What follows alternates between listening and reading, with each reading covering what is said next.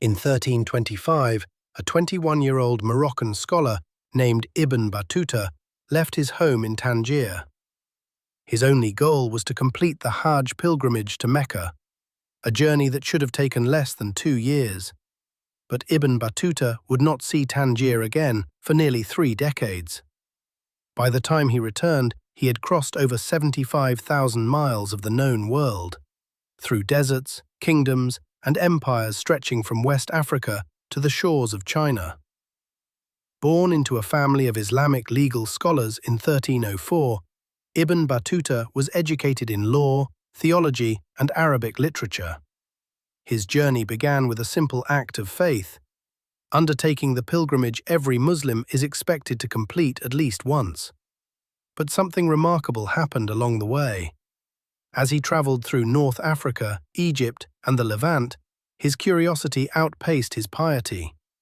He became less a pilgrim and more an explorer, driven by a restless desire to witness every corner of the Islamic world with his own eyes.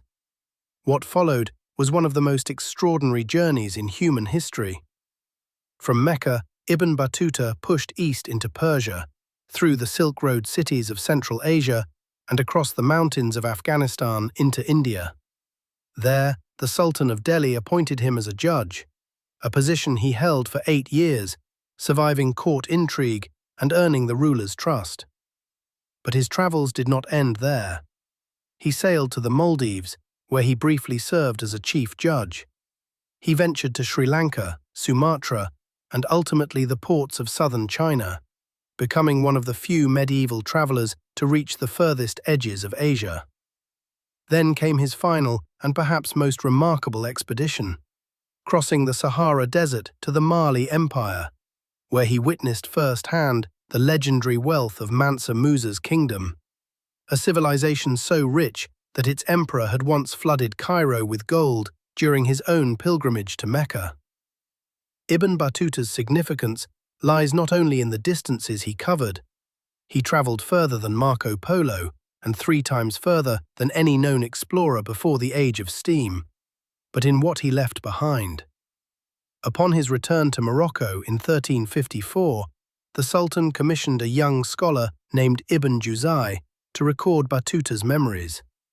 The result was the Rihla, a sprawling travelogue that remains the single most important primary source for understanding the 14th century Islamic world.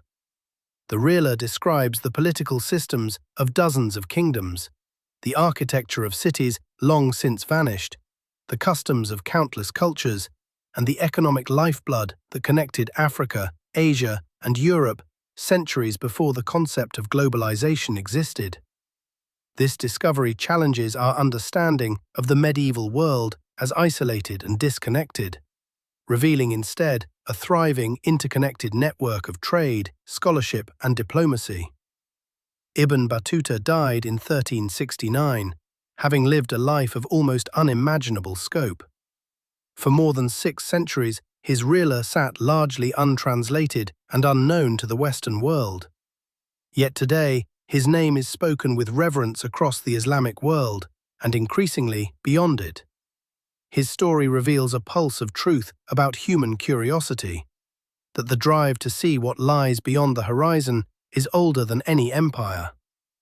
If this journey through history inspired you, hit the like button, subscribe, and leave a comment to support us in uncovering more fascinating archaeological discoveries.